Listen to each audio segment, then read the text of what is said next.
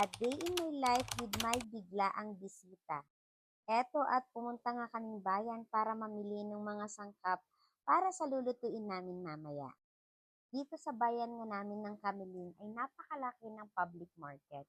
Separated nga dito ang bilihan ng mga dry food and wet food.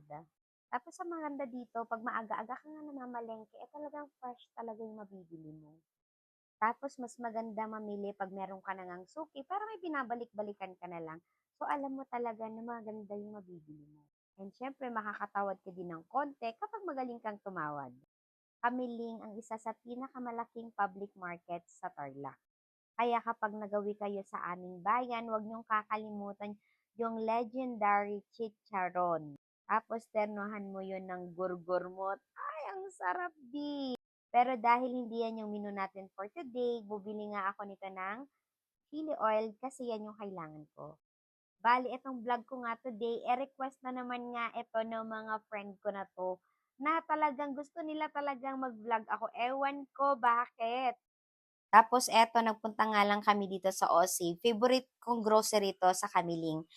Self-service siya, so ikaw mismo ang mag-aayos ng mga pinamili mo. Sa napansin ko, mas okay yung self-service kasi wala masyadong pila. As in, ikaw kasi ang mag-aayos ng mga pinamili mo. So, hindi mo na kailangan mag-antay-antay sa bagger, mag-antay pa kung, di ba, ang hassle. Kasama ko nga dito, tong mga friend ko, sila yung set of friends ko na younger. Bali, yung isa, teen pa lang yan, 18 years old, and then yung isa nasa 20s. Ang auntie nyo, nasa 30s na. So, di ba, ang sarap lang sa feeling na yung mga bata-bata bagets na friends, talagang mas gusto pa nila akong kasama kaysa sa mga kaedad nila.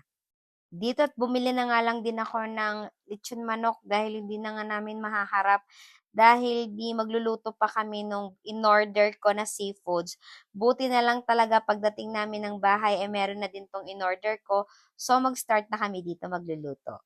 Steam nga lang ang gagawin ko dyan para mas mabilis ang pagluluto kasi 3 to 5 minutes lang kapag steam. Tapos yung talaba na yan ay super fresh talaga, Mouth watering, eme. I think nag-enjoy naman ang lahat and nabusog naman ang lahat. Super sarap ng foods namin and then see you on my next vlog. Thank you sa pag-visit, guys!